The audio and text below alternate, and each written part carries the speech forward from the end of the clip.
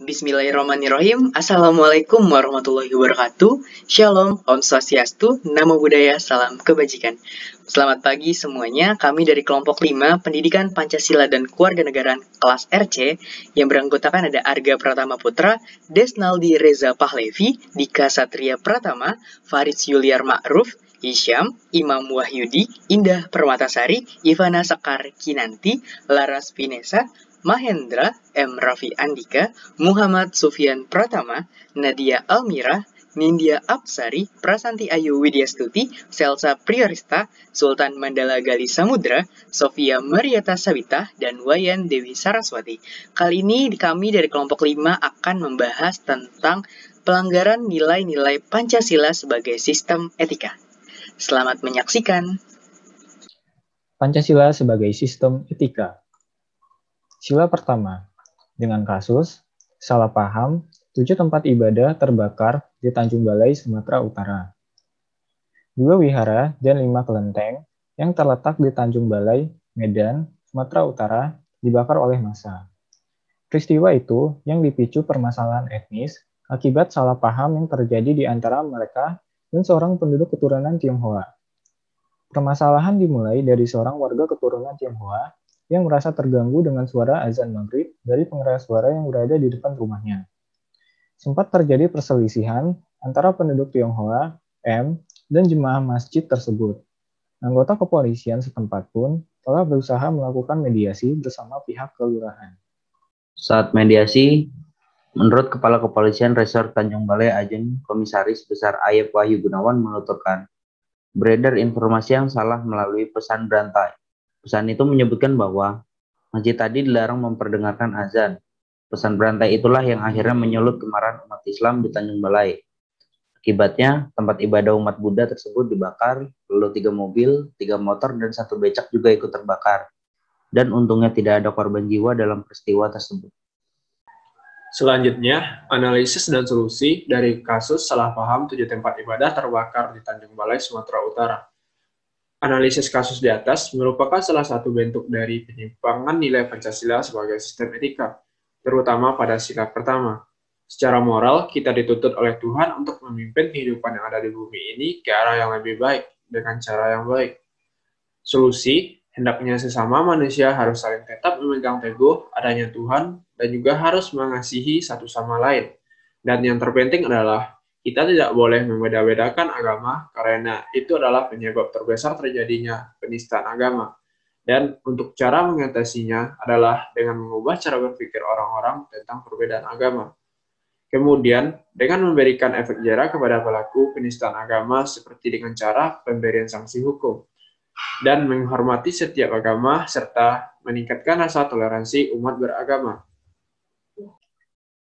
Selanjutnya, lebih meningkatkan interaksi maupun sosialisasi diri terhadap masyarakat atau warga setempat agar kita terhindar dari kesalahpahaman.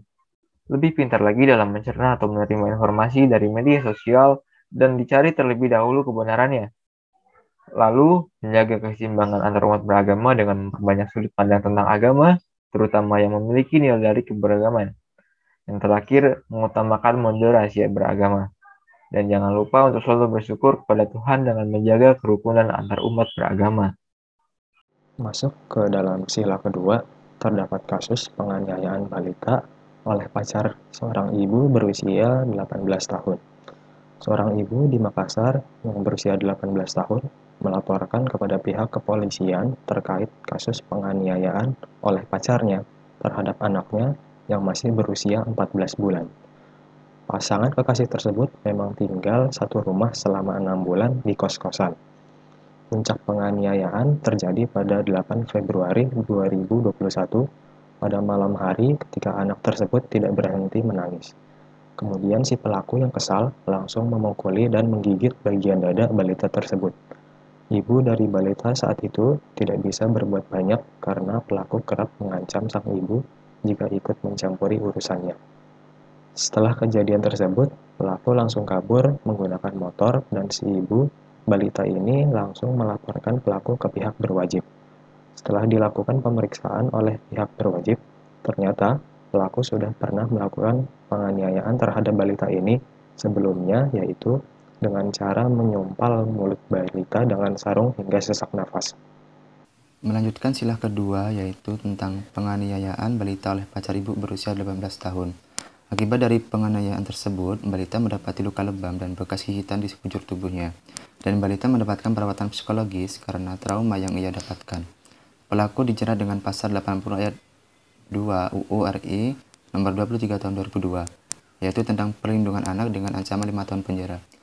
Dari berita di atas, perbuatan pelaku sangat menyimpang dari nilai sila kedua Pancasila, yaitu menganiaya anak di bawah umur, tidak adanya nilai kemanusiaan, perampasan hak asasi manusia, dan tidak merasa bersalah setelah melakukan suatu penyimpangan. Sila kedua, analisis dan solusi. Penganiayaan balita oleh pacar ibu berusia 18 tahun. Analisis. Jangan merasa terancam dan takut akan ketidakadilan yang ada, karena setiap manusia memiliki hak dalam memperjuangkan dirinya. Kita dilindungi oleh hukum terkait memperjuangkan nilai kemanusiaan kita. Solusi. Kita sebagai warga negara Indonesia harus menerapkan sila Pancasila, terkhusus sila kedua. Kita harus bersikap dengan rasa kemanusiaan terhadap sesama maupun diri sendiri. Sila ketiga, kasus OPM Organisasi Papua Merdeka. Organisasi Papua Merdeka sudah berdiri sejak tahun 1965 dan bahkan masih berdiri sampai sekarang. Gerakan ini merupakan salah satu organisasi yang bersikeras untuk memisahkan Papua Barat dari wilayah NKRI dan ingin merdeka sendiri. Salah satu pemicu dari gerakan ini ialah rasa kekecewaan terhadap situasi yang terjadi dan rasa ketidakadilan, sehingga mereka mulai melakukan pergerakan yang bersikeras memisahkan diri dari bangsa Indonesia. Selanjutnya, di sila ketiga ini, pada kasus Organisasi Papua Merdeka, kasus di atas merupakan salah satu pelanggaran daripada sila ketiga. Kejadian ini terekam dalam sejarah bangsa Indonesia di mana adanya tantangan dalam menjaga kesatuan dan persatuan NKRI seutuhnya. Motif gerakan ini ialah separatisme, di mana gerakan separatisme ini nyata terjadi di Indonesia. Perlu diketahui bahwa kasus ini merupakan salah satu permasalahan yang sangat krusial terhadap persatuan Indonesia. Bagaimana tidak, bentuk pemisahan diri dari Indonesia dengan membangun pemerintahan baru sudah menandakan lunturnya kesatuan. Kejadian ini terjadi di daerah Papua pada Indonesia bagian timur. Baik, karena tadi sebelumnya yaitu adalah OPM atau Organisasi Papua Merdeka yang sudah berdiri dari tahun 1965 hingga sekarang yang berlandaskan ingin membebaskan Papua Barat dari kawasan NKRI. Selanjutnya adalah analisis dan solusi yang akan dibahas oleh saya Mahendra NIM 119-24009 dari program studi arsitektur. Nah, di sini apabila kita coba kaji dalam perspektif Pancasila, maka didapatkan bahwa langkah ini tuh merupakan kesalahan besar. Karena apa? Karena mengabaikan etika kita dalam berkehidupan bernegara yang melenceng dari sila ketiga atau persatuan Indonesia. Padahal cukup besar perjuangan para pendahulu kita dalam memperjuangkan Indonesia seutuhnya. Namun belum disambut sebagaimana mestinya. Nah, yang pertama nih, Indonesia merupakan negara Pancasila. Maka sebaiknya dari pihak yang merasa dirugikan lebih mengambil langkah demokrasi saja yang sesuai dengan nilai Pancasila, bukan dengan langkah separatisme yang sangat bertolak belakang dengan nilai sila ketiga. Karena salah satu pengamalan dari sila ketiga adalah kepentingan negara lebih tinggi daripada kepentingan organisasi-organisasi tertentu. Oleh karena itu, sebenarnya OPM sendiri masih boleh berdiri karena salah satu hak istimewa dari Papua tersebut. Namun, ketika merasa dirugikan, bukan berarti bisa mengambil keputusan sendiri, tapi harus mempertimbangkan dengan yaitu yang tadi, pengamalannya, bahwa kepentingan negara harus di atas dari segalanya. Selanjutnya yang nomor 2, dengan berkembangnya zaman, mungkin permasalahan yang dirasakan mereka dapat menjadi lebih kompleks, sehingga ada baiknya kepada kita untuk menghilangkan salah satunya sikap rasisme terhadap SARA atau suku, adat, ras, dan agama di Indonesia. Mengingat semboyan negara kita adalah Bhinneka Tunggal Ika, yang artinya berbeda-beda tetapi tetap satu jua. Selanjutnya, solusi lain dalam mencegah terjadinya timbul kasus ini atau yang serupa perlu menanamkan kepada diri kita sikap persatuan dan kesatuan di mana dapat memulai memupuk rasa persaudaraan seperti hal kecil yang dapat kita lakukan dengan tidak memilih-milih teman dengan memandang sara. Dan contoh lain yang diaplikasikan oleh negara lain seperti pergerakan Black Lives Matter di mana memandang kesetaraan dan rasa persatuan. Kemudian ada contoh kasus lainnya, yaitu kasus rasisme Ambrosius Nababan, di mana berita ini kami dapatkan dari sumber detik.com, di mana awal mula kasus ini terjadi ketika Ambrosius Nababan mengunggah foto daripada Natalius Pigai, yang kemudian disandingkan dengan gambar gorila, yang ditambahkan dengan kalimat bernada sindiran yang menyertai foto tersebut pada akun Facebook miliknya. Kemudian kasus tersebut menjadi viral dan menuai banyak kecaman dari masyarakat di media sosial karena dianggap sebagai bentuk rasisme. Setelah dilakukan penyelidikan oleh polisi dan dengan adanya laporan dari beberapa pihak, diantaranya laporan Komisi Nasional Pemuda Indonesia Papua Barat, Ambrosius Nababan ditetapkan sebagai tersangka pada tanggal 27 Januari 2021. Ambrosius Nababan terancam pasal berlapis dengan hukuman penjara di atas 5 tahun atas dugaan menyebarkan informasi palsu untuk menimbulkan rasa kebencian atau permusuhan individu atau kelompok masyarakat tertentu.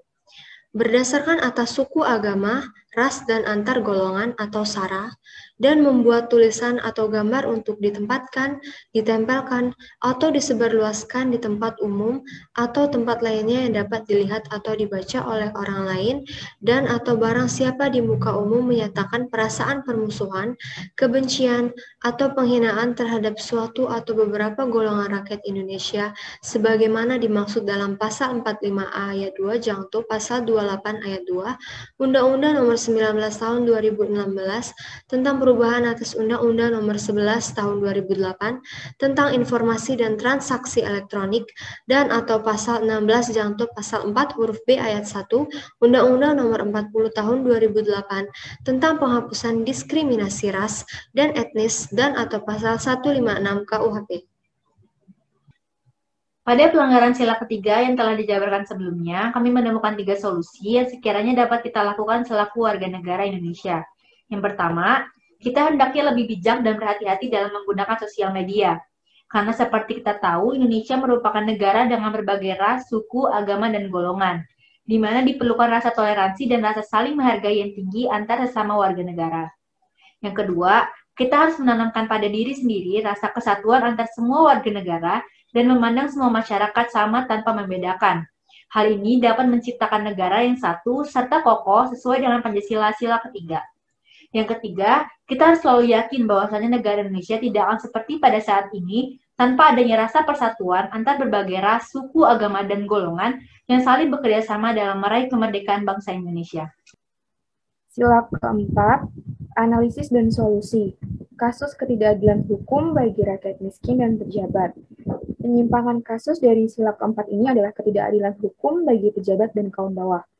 Buktinya, beberapa tahun silam, orang yang dikatakan mencuri buah seperti semangka dan kakao harus mendekam di balik jeruji besi mulai dari ancaman 1 hingga 5 tahun. Hanya karena mencuri kakao seharga Rp2.000 saja. Sedangkan para pejabat yang sudah menelan uang milik negara miliaran rupiah hanya ditahan selama 1-2 tahun, bahkan tidak diselidiki. Hal ini memang ironis, tapi memang ada di Indonesia. Merupakan salah satu pelanggaran berat Pancasila. Sila keempat, analisis dan solusi terkait kasus ketidakadilan hukum rakyat miskin dan pejabat.